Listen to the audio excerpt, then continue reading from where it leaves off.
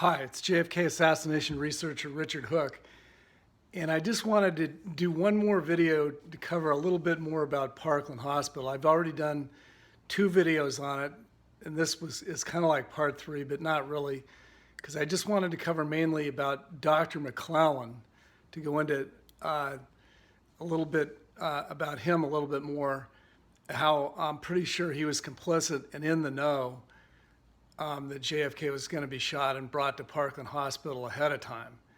And so I just wanted to go over that a little bit with you now. Now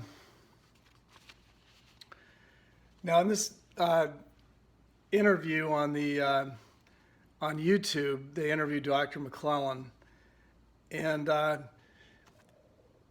when it went over the intercom at Parkland Hospital that JFK had just been shot, the question is, what was Dr. McClellan doing? See, actually, the head surgeon, Dr. Tom Shires, was conveniently out of town on November 22nd, 63. And so McClellan was next in charge for surgery, although he was a young guy. He was only 34 years old at the time.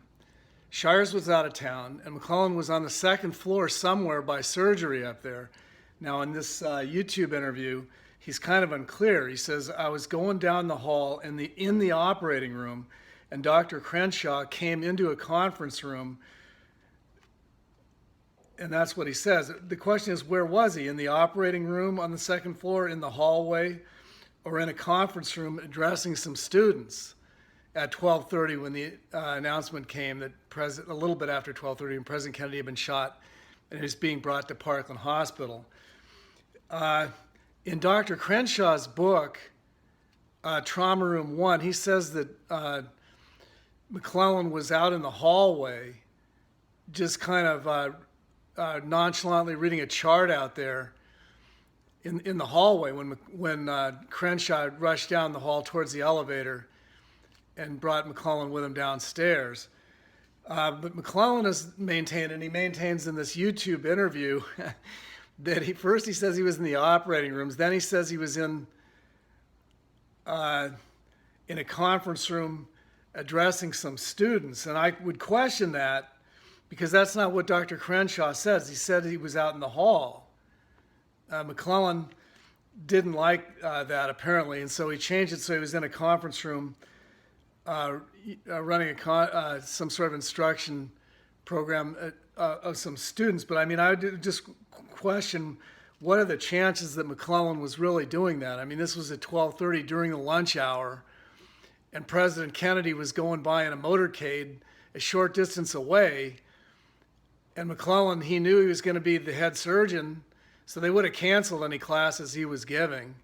He certainly would have been addressing any classes of students during the lunch hour. So I think McClellan's not telling the truth about that. Okay. I mean, what are the odds that he'd be addressing a class when JFK's coming by and it's the lunch hour? I just don't think that's true at all. And then McClellan also goes out of his way to say that Crenshaw called him into the hallway to tell him that JFK had been shot and he was being brought into surgery because McClellan certainly couldn't find, there's no students who are going to say that they saw Crenshaw come in any room and talk to Dr. McClellan. I just don't believe it. And this business about Dr. Shires, the head surgeon, being out of town in Galveston, I mean, I think that was arranged because they didn't want him to be. Shires was a very sharp guy. They didn't want him in charge when JFK was brought there. And so Shires did come back from Galveston. He rushed back, and he helped out with Conley upstairs operating on John Conley, but he didn't come into Trauma Room 1, Dr. Shires. McClellan was in charge, the second in command, because at the time when it was announced, Shires was out of town.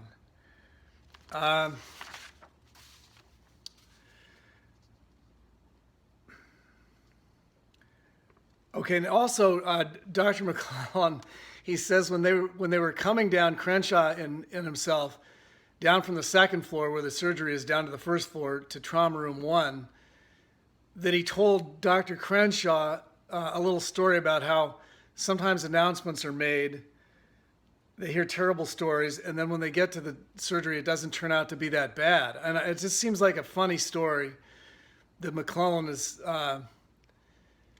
told Dr. Crenshaw there, like he was trying to divert suspicion that he was had prior knowledge. That's what I think Dr. McClellan was doing by telling Dr. Crenshaw that little story that he mentions in the YouTube interview. Any of you guys can watch. It's on the internet of Dr. McClellan. Dr. McClellan says that in the Zapruder film, after JFK was shot in the throat, that Jackie leaned over and asked JFK what was wrong. But if you look at the Zapruder film, that's not what Jackie did. When JFK was hit in the throat, she stayed in the far corner of the car. And after they emerged from the freeway sign, when he was hit in the throat. And what she did was she started to grab with her hands, her two hands, to pull JFK's left arm away from his face. But she wasn't asking me anything. She was pulling his arm away from the left side of his face with both of her hands to clear the left side of his face once the car was stopped. So the driver, William Greer, Secret Service agent William Greer, and herself, Jackie, could shoot him in the left side of the head. That's what she was doing. She wasn't asking JFK if he was okay, like Dr. McClellan says. Dr. McClellan also has a funny story about Jackie's ring being put on JFK. Now, he says at 1 o'clock, Dr. McClellan says that Jackie exchanged wedding rings with JFK and put hers on him, but JFK never wore any wedding ring. So that isn't true. And we know that the time that Jackie put her wedding ring on JFK was not at 1 o'clock, it was at 1:55. The last rites were given twice, at 1 o'clock by Father Huber, a little after 1 o'clock. And then at 1:55, when the bronze casket was in the room, they had Father Huber do it again. And Aubrey Reich says in his book, that's when Jackie put the ring on JFK's little finger, and Aubrey Reich helped her do it because he got some KY jelly or something out of the cabinet, and they helped put the ring on JFK. Aubrey Reich helped Jackie do that, and obviously they were marking JFK's corpse so he could be easily, they could tell him from his body double Tippit, because both of their clothes were off and they were going to be stuffed in an unmarked casket and shipped on Air Force Two. That's what Jackie was doing. But McClellan's story about how he saw Jackie exchange rings and put the ring on JFK at 1 o'clock, that's not true at all. And McClellan was in the room at 1 to see the first set of last rites, so he didn't see any ring being put by Jackie on JFK at all. So that's a story by Dr. McClellan there.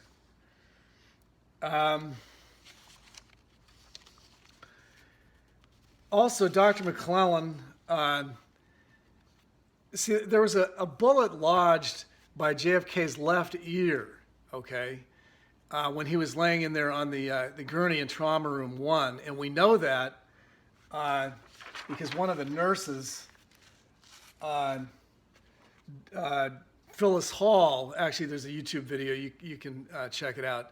Phyllis Hall says she saw a bullet lodged by JFK's left ear when he was brought in, and it fell out onto the gurney and was taken away when JFK, they moved him from one gurney to another, and that bullet was taken away. And Dr. McClellan, somebody asked him in the YouTube video if he noticed any bullet there, and he says he didn't notice anything about that. But I would question that because Dr. McClellan was up by JFK's head for 20 minutes. After JFK was first brought in, after the first 5 minutes, when Dr. McClellan got there, he was up by JFK's head, looking over his head, working on the tracheostomy, leaning over his head. Dr. McClellan was working on the tracheostomy for 20 minutes. So it's really questionable. It's impossible that he didn't notice a bullet lodged by JFK's left ear that fell out on the gurney. He says he knew nothing about it. but I don't believe that. So he's covering up for the original magic bullet, which had a pointed tip, and it wasn't a brass Carcano bullet at all. It was a pointed tip, short range type bullet, some sort of misfire from Jackie's Derringer, in my opinion. Okay, the other shot from Jackie went up through the left side of his head and came out and down by the manhole cover in the infield.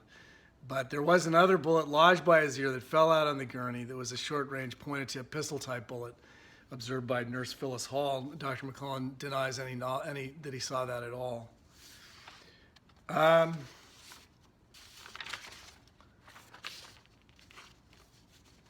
Also, now Dr. McClellan, he saved